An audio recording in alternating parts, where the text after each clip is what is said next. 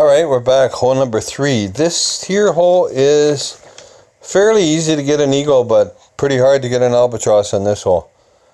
Few and far between, especially for me. Okay, if you got an extra mile 7 here, you can play this shot. Extra mile 8 would work even better, if you're lucky enough to have that. With this shot here, we're going with 2 top, and we're going 1 left spin. So what we're trying to do here is we're just trying to set the ball guide up fairly close to the rough there. We know we're going to get a wind push. You can see we got a severe tailwind here. So what we're trying to do here is just let that tailwind carry our ball. We know it's going to go roughly 2 rings ahead, for example, because we got tailwind.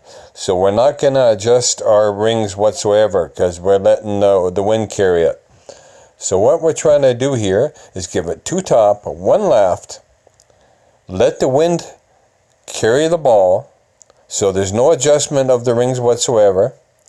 But if you had to, this would be played at probably 10% elevation. So you figure that out into your calculations at 3.8 plus 10%. And then you can know that'll carry it about 2 rings, slightly over 2 rings, because tailwind usually carries the ball further than you think. So with that in mind, we know we're going to move it up 2 rings, so we know we're going to have to give this maybe just a hair bit of overpower. So that's what we did here. We just give it a hair of overpower with an extra mile 7. If you have an extra mile 8, of course you're going to be up further now.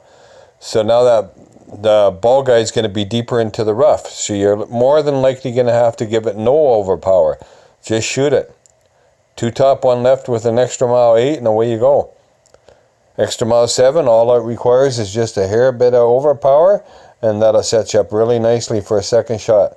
Now if you want, you can mark down the yardage there. I believe it was 365. That'll help you with your second shot, so you know exactly how much spin to put on it and stuff, if you've played it. So let's take a look at that second shot. Now with this second shot, you want a club that has the most distance. Now if you choose to use a power 4 or a power 5 ball here, all the better. Then you could more than likely use a sniper here, and you don't even have to do a rough bump. You could go directly right on the green and give it 1 or 2 backspin and go directly right at the hole. With a sniper, of course, you can have a real nice ball guide. But I tend to be cheap. I like to use a power 3 balls or lower, especially in rookie. Why pay for balls when you can play the game for free? So, of course, we have to use a club that gives us 180 yards here. It doesn't have very good accuracy, so it's important to hit perfect on this particular shot, especially with this club. But if you hit great, it's not going to be any major like we just did. We hit great. It's nothing major, especially if it's not a bad great. You can see it doesn't throw us off line that much. We didn't miss the hole by too much with a great ball. Still leaves us with a safe eagle. Now if we take a look at this shot one more time, I'll see if I can explain it a little bit better. So what I'm doing is I'm playing this at 0% elevation.